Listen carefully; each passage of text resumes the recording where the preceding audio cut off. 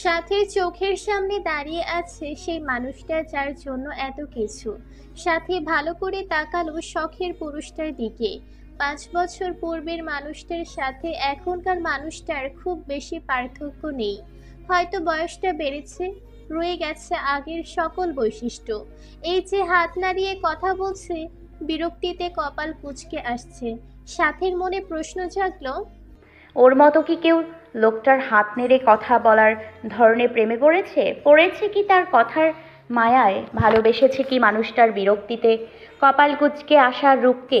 হয়তো কেউ ভালোবেসেছে, হয়তো বাসেনি। উদয় মন দিয়ে ক্লাস করাচ্ছে। সে এখনো সাথীকে খেয়াল করেনি। সাথী চায় না উদয় তাকে দেখুক। সে আর অবহেলা সহ্য করতে পারবে না। সাথী দৌড়ে দোতলা থেকে নিচে নেমে গেল। ঈশা, রিমা আর ইকরা তিনজন এক শিক্ষিকার সাথে কথা বলছিল, তাই ওরা এখনো খেয়াল করেনি উদয়কে। রিমা সহ সবাই অবাক হলো সাথীকে এভাবে যেতে দেখে। রিমা উকি দিয়ে উদয়কে দেখে ঘটনা বুঝে গেল, তাই ওর সাথীর পিছনে গেল। কেউই আর সেখানে দাঁড়ালো না। ওদের দুজনের পিছু পিছু বাকিরাও চলে এলো। সাথী ওদের স্কুলের পাশের এক পুকুর পাড়ে গিয়ে বসলো। চোখ বেয়ে ওর নোনা জল গড়িয়ে পড়ছে। এতদিন পর মানুষটাকে দেখে অশ্রুরা বাদ মানছে না। রিমা এসে ওর কাঁধে হাত রাখতে সাথী ওকে জড়িয়ে ধরে শব্দ করে কেঁদে ফেললো। কিছুক্ষণ কাঁদার পর রিমাকে ছেড়ে বাড়ির পথে হাঁটা দিল। সবাই ওর সাথে ফিরে এলো। কারো আর ঘোরা হলো না। সাথী বাড়িতে আসার পর বেশিরভাগ সময় রুমেই কাটালো। রাতে সবাই খেয়ে ঘুমোতে চলে গেল। সাথী আর ঈশাও ওদের ঘরে চলে এলো। ঈশা ঘুমিয়ে যেতে সাথী নিশ্চুপে উঠে ব্যালকনিতে এসে দাঁড়ালো। ফুরফুরে ঠান্ডা হাওয়া। সাথে চোখ বুজে কিছুক্ষণ অনুভব করলো স্মৃতির পাতায় ভেসে উঠল 5 বছর পূর্বের কিছু তিক্ত স্মৃতি। 5 বছর পূর্বে উদয়ের সাথে সেদিনের কথোপকথন। এরপর সাথে যেন আরো মাতোয়ারা হয়ে উঠল উদয়ের প্রতি। পড়াশোনার অবনতি হচ্ছিল ওর। সারাদিন উদয়কে নিয়ে ভাবনার শহরে বিচরণ করত। লিখতে বসলে সারা খাতায় উদয়ের নাম লিখে ভরিয়ে ফেলতো। সামনে বই রেখে উদয়কে নিয়ে নানা চিন্তায় মগ্ন থাকত। এমনই একদিন উদয় সাথীকে পড়াচ্ছিল। সাথী ওয়াশরুমে যায়। উদয় তখন সাথীর খাতা চেক করছিল। পৃষ্ঠা উল্টোতে উল্টোতে হঠাৎ খাতায় লেখাগুলো দেখে ফেলে। লেখাগুলো দেখে উদয়ের রাগ হয়, কিন্তু সাথী কেউ কিছু বলে না। এরপর থেকে সাথীর সাথে কথা বলা কমিয়ে দেয়। ওকে যথাসম্ভব ইগনোর করত। সাথী অনেক চেষ্টা করত উদয়ের সাথে কথা বলার, কিন্তু উদয় ওর সাথে কথা বলতো না। কেমন গম্ভীর মুডে থাকতো। আগের থেকেও গম্ভীর হয়ে গিয়েছিল। একদিন হঠাৎ করে সাথীকে পড়িয়ে চলে যাবে তার আগে সাথীর উদ্দেশ্যে বলল, কিছু কিছু জিনিস বুঝেও না বোঝার ভান করতে হয়, এতে ভালো রাখা যায়, ভালো থাকাও যায়। এরপর টানা 5 দিন উদয় পড়াতে না আসায় সাথী নিচের নাম্বার থেকে উদয়কে অগণিত ফোন দিয়েছিল, কিন্তু উদয় ফোন রিসিভ করেনি।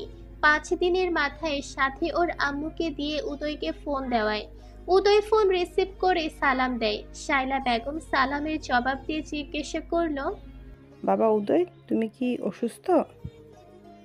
না আন্টি, আমি আলহামদুলিল্লাহ সুস্থ আছি। তাহলে গত 5 দিন এলে না যে, কোনো সমস্যা? উদয় আমতা আমতা করে বলল, আসলে আন্টি, আমি ইদানিং অনেক ব্যস্ত আছি, কাজের অনেক প্রেশার, আমার পক্ষে সাথীকে পড়ানো সম্ভব না। দেখো বাবা, সাথীকে তুমি অনেক বছর হলো পড়াচ্ছ, হঠাৎ করে টিচার পরিবর্তন করলে ওর জন্য তো সমস্যা হবে। দুঃখিত আন্টি, কিন্তু আমার কিছু করার নেই, আমার পক্ষে সাথীকে আর পড়ানো সম্ভব না। অতঃপর উদয় শায়লা বেগমকে সালাম দিয়ে ফোন কেটে দিল। সাথী দাঁড়িয়ে থেকে সম্পূর্ণ কথোপকথন শুনল, আর কিছু না বলে চুপচাপ সেখান থেকে চলে এলো। বিছানায় ধপ হয়ে শুয়ে পড়ল। চোখের পানি বাদ মানছে না। হেঁচকি তুলে সেদিন কেঁদেছিল। তার 2 দিন পর সাথে ওর আম্মুকে দিয়ে আবারও উদয়কে ফোন দিয়েছিল, কিন্তু উদয়ের উত্তর হ্যাঁ হয়নি। সাথে উদয়ের নাম্বারে অগণিত মেসেজ পাঠিয়েছিল হঠাৎ এভাবে তাকে পড়ানো বাদ দেওয়ার কারণ জানতে। কিন্তু বরাবরের মতোই উদয়ের কাছ থেকে কোনো উত্তর আসেনি। সাথীর অবস্থা তখন খুবই শোচনীয়। মাঝে কেটে গেছে 15টা দিন। এর মাঝে সাথীর সাথে উদয়ের একবারও দেখা হয়নি। উদয়কে দেখতে না পেয়ে সাথীর অবস্থা খুবই খারাপ। সেদিন সাথী পণ করলো আজকে যা হোক উদয় ওর ফোন রিসিভ না করা পর্যন্ত ওকে ফোন দিবে। ও দেখতে চাই লোকটা ওর ফোন রিসিভ না করে কিভাবে থাকে। যে ভাবা সেই কাজ। টানা 25 বারের মাথায় উদয় বিরক্ত হয়ে ফোন রিসিভ করে ঝাঁঝালো কণ্ঠে বলে উঠল, কি হয়েছে? অসভ্যদের মতো এভাবে ফোন দিচ্ছ কেন? একটা মানুষ যখন তোমার ফোন ধরছে না তার মানে সে তোমার সাথে কথা বলতে চায় না। তারপরও তাকে এভাবে বিরক্ত করার মানে কি? সাথী উদয়ের এরূপ আচরণে বিস্মিত হয়ে গেল। ওর চোখ টলমল করছে, তবুও নিজেকে সামলে বলল, স্যার দুঃখিত আপনাকে এতবার ফোন দেওয়ার জন্য। আসলে আপনি আমাকে পড়াতে আসছেন না, তাই আর কি। তাই আর কি? আমি তো তোমার আম্মুকে বলেছি আমি তোমাকে পড়াতে পারবো না। সাথী এবার আর কান্না আটকাতে পারল না, শব্দ করে কেঁদে ফেলল। কান্নারত কণ্ঠে বলল, স্যার স্যার আমি কি কোনো ভুল করেছি? যদি কোনো ভুল করে থাকি তাহলে আপনি আমাকে বকা দেন, প্রয়োজনে শাস্তি দেন, তাও আমাকে পড়ানো বাদ দিয়েন না। আমি এরপর থেকে আপনার সব কথা শুনবো, পড়াশোনায় আর অবহেলা করব না, প্রমিস। তবু আমাকে পড়ানো বাদ দেবেন না প্লিজ। সাথীর কান্না ভেজা কণ্ঠ সেদিন উদয়ের নিষ্ঠুর মনকে ছুঁতে পারেনি। উদয় নির্দয়ের মতো কোনো জবাব না দিয়ে সাথীর মুখের উপর কল কেটে দিয়েছিল। সাথী তবুও থেমে থাকেনি, আবার উদয়কে ফোন দেয়। দ্বিতীয়বারের মাথায় ওপাশ থেকে এক মেইলি স্বর ভেসে এলো, আপনার ডায়ালকৃত নাম্বারটি এই মুহূর্তে ব্যস্ত আছে, দয়া করে কিছুক্ষণ পর কল করুন। পুনরায় ডায়াল করলেও একই বার্তা ফিরে আসে, অর্থাৎ উদয় তার নাম্বার ব্লক লিস্টে ফেলে দিয়েছে। সেদিন সাথে এক বুক হাহাকার নিয়ে কেঁদেছিল। সাথে সেদিনের পর টানা 1 সপ্তাহ জ্বরে আক্রান্ত ছিল। জ্বরের ঘরে বহুবার জপেছে সেই নিষ্ঠুর মানুষটার নাম, কিন্তু সেই মানুষটা আসেনি। জ্বর থেকে উঠে সাথে নিজেকে কেমন একাকিত্বের বেড়াচালে চড়িয়ে ফেলে। কারো সাথে প্রয়োজন ছাড়া বেশি কথা বলতো না। রিমা প্রিয় বান্ধবী এই অবস্থা মেনে নিতে পারে না। সাথীকে অনেক চোরাচুরি করলে সাথী রিমাকে সব খুলে বলে। রিমা সেদিন অনেক বুঝিয়েছিল সাথীকে, যে ছেড়ে যেতে চায় তাকে হাজার চেয়েও আটকানো যায় না। আর একটা মানুষের জন্য নিজেকে, নিজের পরিবারকে, নিজের ভবিষ্যৎ নষ্ট করার কোনো মানেই হয় না। সাথে সেদিন মন দিয়ে রিমার কথাগুলো শুনেছিল। এরপর সাথে মনের কষ্টে মনে চাপা দিয়ে সবার সামনে নিজেকে স্বাভাবিক রাখতো। পড়ালেখায় আবার মনোযোগী হয়। সবকিছু ঠিক হলেও বদলে যায় চঞ্চল সাথী। সারাদিন বই নিয়ে পড়ে থাকতো, কিন্তু দিন শেষে রাতের সাথে বড্ড নিঃসঙ্গ হয়ে যেত। একাকিত্ব ঘিরে ধরতো ওকে। টেবিলের দিকে তাকালে উদয়ের সাথে খুনসুটিময় স্মৃতি ভেসে উঠত চোখের পাতায়। অনুভূতির বেড়াচালে পৃষ্ঠ হয়ে মরেছে বারে বার। কাউকে বলতে পারেনি নিজের মনের অবস্থা। গুমড়ে গুমড়ে মরেছে ভেতরে ভেতরে দম বন্ধকর অনুভূতি। তাই এইচএসসির পর সিদ্ধান্ত নিল সেই দেশে থাকবে না। এখানে থাকলে উদয়ের স্মৃতি ওকে কুরে কুরে শেষ করে ফেলবে। অতঃপর ওর বাবার সাথে কথা বলে স্কলারশিপ নিয়ে প্রিয় দেশ আর প্রিয় মানুষগুলোকে ছেড়ে গিয়েছিল। সকালের তির্যক আলো চোখে এসে পড়তেই সাথে পিট পিট করে তাকালো। নিজেকে বেলকুনিতে আবিষ্কার করলো। রাতে স্মৃতিচারণ করতে করতে এখানে ঘুমিয়ে গিয়েছিল। রুমে গিয়ে ঘড়ির দিকে তাকিয়ে দেখলো সকাল 8টা বেজে গেছে। সাথে বিছানায় তাকিয়ে দেখলো ঈশা বেঘোরে ঘুমোচ্ছে। সাথে ঈশাকে ডেকে ওয়াশরুমে চলে গেল ফ্রেশ হতে। ফ্রেশ হয়ে নিচে নেমে খেয়ে আড্ডা দিতে বসলো সবাই মিলে। আড্ডার মাঝে সাথে মেছো চাচার ছেলে আসে খুব উৎসাহ নিয়ে অনেকগুলো কার্ড সামনে রেখে বলল, ফাইনালি অদ্রিজা আপুর বিয়ের কার্ড চলে এসেছে। সবাই খুলে খুলে দেখছে কার্ড কেমন হয়েছে। সাথেও একটা কার্ড হাতে নিয়ে খুললো। কার্ডটা চোখের সামনে ধরলো। বরের নামের জায়গায় নজর পড়তে মুহূর্তে ব্যবধানে সাথীর হাত ফসকে কার্ডটা পড়ে গেল। সাথী ভাবলো তার হয়তো মনের ভুল। পুরোটা কার্ড হাতে নিল, চোখে মেলে চাইলো বরের নামের জায়গায়। এনায়েত হোসাইন উদয়। নামটা যেন চলচল করছে। মানুষটা যেমন সাথী চোখে তারার মতো চলচল করে, সাথে চোখ চলে যাচ্ছে তার দীপ্তিতে। সাথে চুপচাপ কাঠটা রেখে নিচের ঘরে চলে এলো।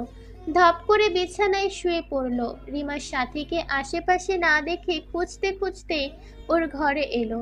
সাথীকে এত চুপচাপ দেখে অনেকটা অবাক হলো। সাথীকে দেখে মনে হচ্ছে ওর মধ্যে কোনো অনুভূতিই নেই। নিশ্চল চোখে চেয়ে আছে সিলিং এর দিকে। রিমা চেয়ে সাথীর পাশে শুয়ে পড়ল। নিচেও সিলিং এর দিকে তাকিয়ে সাথীর উদ্দেশ্যে বলল, কষ্ট হচ্ছে। সাথী একই ভঙ্গিতে বলল, যেখানে সে কোনোদিন আমারই ছিল না সেখানে কষ্ট পাওয়াটা বোকামি। আর আমি কষ্ট পাবো কার জন্য? ওই নিষ্ঠুর মানুষটার জন্য যে কোনোদিন আমাকে ভালোই বাসেনি, তার জন্য কষ্ট পাওয়ার প্রশ্নই আসে না। তাহলে ওভাবে চলে এলি যে? আমাদের পরিবারের প্রথম মেয়ের বিয়ে বলে কথা, সেখানে কি করব, কীরকম ড্রেস পরব, সেসব প্ল্যানিং করার জন্য চলে এসেছি। কত কাজ বল, বোনের বিয়ে বলে কথা, জমিয়ে শপিং করতে হবে, ডান্স প্র্যাকটিস করতে হবে, আরও কত প্ল্যানিং। আমি তো এখন থেকেই সব কিছুর প্ল্যানিং শুরু করে দিয়েছি। রিমা ভাবছে, মেয়েটা অতি শখে পাগল হয়ে গেল নাকি? কোথায় শখের পুরুষের সাথে নিজের বোনের বিয়ে হওয়ার কথা শুনে হামাও করে কাদার কথা, সেখানে ও এরূপ কথা বলছে। এটা কি মানা যায়? এই, তুই অতি শোকে পাগল হয়ে গেলি নাকি? অবশ্যই, কিন্তু সেটা শোকে না, খুশিতে। রিমা নিশ্চিত এই মেয়ে পাগল হয়ে গেছে। মাথাটা এর পুরোপুরি বিগড়ে গিয়েছে। সাথী উঠে খাতা লিস্ট করতে বসলো। সাথী কি করে সেটা দেখতে রিমাও উঠে বসলো। তুই এখনো এখানে বসে আছিস কেন? এখান থেকে যা, আমি এখন সব কিছুর লিস্ট করতে বসবো। রিমা কথা না বাড়িয়ে চুপচাপ চলে গেল। সাথে আস্তে করে যেয়ে দরজা আটকে দিল। দরজার সাথে পিঠ ঠেকিয়ে কেঁদে ফেললো। এতক্ষণ খুব কষ্টে কান্নাগুলো আটকে রেখেছিল। কাঁদতে কাঁদতে ফ্লোরে বসে পড়লো। কোনো শব্দ ছাড়া নিঃশব্দে কাঁদছে। ওর ভেতরটা ফেটে খণ্ড খণ্ড হয়ে যাচ্ছে। না পারছে কাউকে বলতে, না পারছে সহ্য করতে। ইচ্ছে করছে গলা ফাটিয়ে চিৎকার করে কাঁদতে, কিন্তু নিরুপায়। এভাবে কাঁদলে সবাই ওকে নানা প্রশ্ন করবে, তাই নীরবে নিঃশব্দে কাঁদছে। অতিরিক্ত কাঁদার ফলে মাথা ধরে গিয়েছে, গলা শুকিয়ে আসছে, নিজেকে ঠিক রাখতে পারছে না। কোনো মতে উঠে গিয়ে বিছানায় শুয়ে পড়ল। কখন যে ঘুমিয়ে পড়েছে তার ঠিক নেই। দরজায় করার আঘাতে সাথীর ঘুমে ব্যাঘাত ঘটল। সাথী, এই সাথী, এতক্ষণ দরজা আটকে কি করছিস? দরজা খোল। সাথী উঠে আয়নার সামনে যেয়ে নিজেকে দেখে নিল। বড্ড অগোছালো লাগছে। ওয়াশরুম থেকে ফ্রেশ হয়ে বেরিয়ে দরজা খুলে দিল। ঈশা রুমে ঢুকতে ঢুকতে বলল, এতক্ষণ লাগে দরজা খুলতে? আর দরজা আটকে এতক্ষণ কি করছিলি? আমি ঘুমিয়ে গিয়েছিলাম, ফ্রেশ হয়ে গিয়েছিলাম, তাই দরজা খুলতে দেরি হচ্ছিল। ঈশা সাথীর দিকে পূর্ণ দৃষ্টিতে তাকিয়ে প্রশ্ন করল, তোর চোখগুলো এমন লাল আর ফুলে আছে কেন? সাথী হতচকিয়ে গেল। আমতা আমতা করে বলল, ঘুমিয়েছিলাম, এই জন্য বোধহয় চোখ ফুলে আছে। তোর মতো শাকচুন্নির জন্য আমার কাঁচা ঘুমটা ভেঙে গেছে, তাই চোখ লাল দেখাচ্ছে। ঈশা প্রত্যুত্তরে কিছু বলতে যাবে তার আগে সাথী ওকে থামিয়ে দিয়ে বলল, কথা না বাড়িয়ে যেই কাজে এসেছিস সেটা কর। ঈশা নিজের লাগেজ থেকে কাপড় বের করে ওয়াশরুমের দিকে যেতে যেতে বলল, আর বলিস না, যা গরম পড়েছে। আমি তো শাওয়ার নিতে এসেছি। তোর কাজিন বিয়ে করার আর কোনো সময় পেল না। সাথী ওর কথার বিপরীতে কিছু বলল না। ঈশা বের হলে সাথী শাওয়ার নিতে চলে গেল। শাওয়ার নিয়ে ফুরফুরে মেজাজ নিয়ে বের হলো। নিচ থেকে ডাক পড়তেই লাঞ্চ করতে গেল। যাওয়ার মাঝে ওর মা বলল, সাথী বিকালে তৈরি হয়ে থাকি, সবাই মিলে আজিজার বিয়ে শপিং করতে যাব। ইকরা প্রফুল্ল কণ্ঠে জিজ্ঞাসা করলো, আম্মু, ভাইয়াদের পরিবারও কি যাবে? অবশ্যই যাবে, দুই পরিবার মিলে বিয়ের কেনাকাটা করব। সাথীর খাওয়া থেমে গেল। সেখানে গেলে চোখের সামনে নিচের প্রিয় মানুষটাকে অন্য কারো পাশে দেখতে হবে, যেটা সাথীর জন্য খুবই কষ্টকর। সাথী কোনো রকমে খাওয়া শেষ করে উঠে যেতে যেতে বলল, তোমরা যাও, আমি যাব না। আমার শপিং আমি অন্য এক সময় করে নিব। এই নিয়ে আমি আর কোনো কথা শুনতে চাই না। তোমাকে যেতে হবে মানে যেতেই হবে। সাথে ধূপধাপ সামনে থেকে চলে এলো। মনের পাথর চেপেও তৈরি হলো। সাথীর শপিং মলের সামনে এসে একে একে সবাই গাড়ি থেকে নেমে দাঁড়ালো। উদয়রা এখনো এসে পৌঁছায়নি। ওরা ভেতরে ঢুকেছে, যার মতো জিনিস দেখছে। কিছুক্ষণের মধ্যে উদয় আর ওর পরিবার এসে পৌঁছালো। উদয়, ওর মা উমাইরা বেগম আর ওর ভাই উশান। উদয় এসে সবাইকে সালাম দিল, সবার সাথে কুশল বিনিময় করলো। সাথীর মা হেসে হেসে বলল, বাবা উদয়, তুমি তো এখন আমাদের বাড়িতেই আসো না। আন্টিকে ভুলে গেলে নাকি? না আন্টি, আসলে কাজের অনেক চাপ, আর কিছুদিন পর তো আসা যাওয়া হবেই। সবাই মিলে শাড়ির দোকানে ঢুকলো। সাথী, ঈশা, ইকরা, রিমা, সিফাত অন্য একটা দোকানে কসমেটিক দেখছিল। সবাইকে শাড়ির দোকানে ঢুকতে দেখে ওরাও সেখানে গেল। সাথী ভেতরে ঢুকতেই অদ্রিজা ওকে ডেকে উঠল। সাথী এদিকে আয়। সাথী অদ্রিজার কাছে যেতেই থমকে গেল। অবশেষে নিষ্ঠুর মানুষটার সাথে সরাসরি ওর দেখা হয়েই গেল। সাথী দুজনের দিকে চাইল। উদয়ের হাতের মুঠোয় অদ্রিজার হাত। সাথীর সাথে সাথে নজর ঘুরিয়ে নিল, নিজেকে স্বাভাবিক করে বলল, বলো, কি জন্য ডেকেছিলে? অদ্রিজা কিছু বলবে তার আগে উদয় হেসে সাথীর দিকে তাকিয়ে বলল, কেমন আছো মাই ডিয়ার স্টুডেন্ট?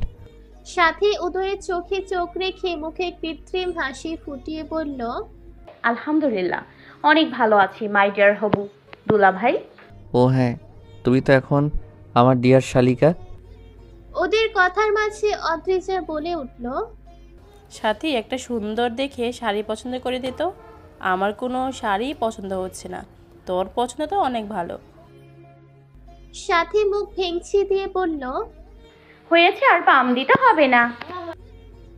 সাথে ওদের একটা সুন্দর দেখে শাড়ি পছন্দ করে দিয়ে সেখান থেকে চলে এলো। সবার থেকে আড়ালে গিয়ে দাঁড়ালো। ঈশা, সিফাত আর রিমা আসে ওর পাশে দাঁড়ালো। ওরাও এতক্ষণ উদয় আর অদ্রিজার দিকে তাকিয়েছিল। ঈশা বলল, উদর ভাইয়ার সাথীকে বলা কথাগুলো শুনে মনে হয়েছিল সেও হয়তো সাথীকে পছন্দ করে, কিন্তু এখানে দেখছি অন্য ঘটনা। রিমাও তাল মিলিয়ে বলল, আমারও তাই মনে হয়েছিল। সিফাত কিছুটা ভাবুক ভঙ্গিতে বলল, দোস্ত, আমার কাছে একটা বুদ্ধি আছে। সাথী আর আমি হাত ধরে হাঁটবো, দেখি উদয় সাহেব জেলাস হয় কিনা। তাহলেই তো সব কিছু ক্লিয়ার হয়ে যাবে।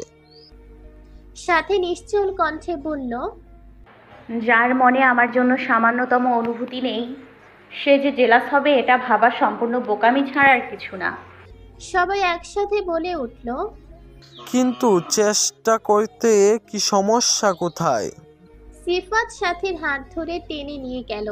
ওকে একটা টুলে বসিয়ে দোকানদারকে বলল সুন্দর সুন্দর শাড়ি দেখাতে। সিফাত শাড়িগুলো সাথীর গায়ে গায়ে রেখে রেখে দেখছিল। একটি নেভি ব্লু রঙের কাতান শাড়ির দিকে ওর চোখ আটকে গেল। সাথীর মাথায় সেটা ঘোমটার মতো করে দিয়ে বলল, মাশাল্লাহ, তোর গায়ে তোর শাড়িটা অনেক সুন্দর লাগছে। আমার মনে হচ্ছে শাড়িটা যেন তোর জন্যই বানানো হয়েছে। সাথী বিপরীতে কিছু বলল না। ও তো জানে নিষ্ঠুর মানুষটার মনে ওর জন্য কোনো অনুভূতি নেই, থাকলে নিশ্চয়ই ওকে এতটা অবহেলা করতো না। কিন্তু ও তো অপর পাশের ব্যক্তির মনের খবর জানে না। অপর পাশের মানুষটা চলে পড়ে খাক হয়ে যাচ্ছে ওর পাশে সিফাতকে দেখে। এই যে সিফাত ওর হাত ধরেছে, ওর জন্য শাড়ি দেখছে, সেটা আবার ওর মাথায় দিয়ে ওর প্রশংসাও করছে। মানুষটার মন চাচ্ছে সিফাতকে মেরে ভর্তা বানিয়ে ফেলতে। শত চেষ্টা করে নিজেকে দমিয়ে রেখেছে, কিন্তু কতক্ষণ নিজেকে কন্ট্রোল করতে পারবে সে নিজেও জানে না।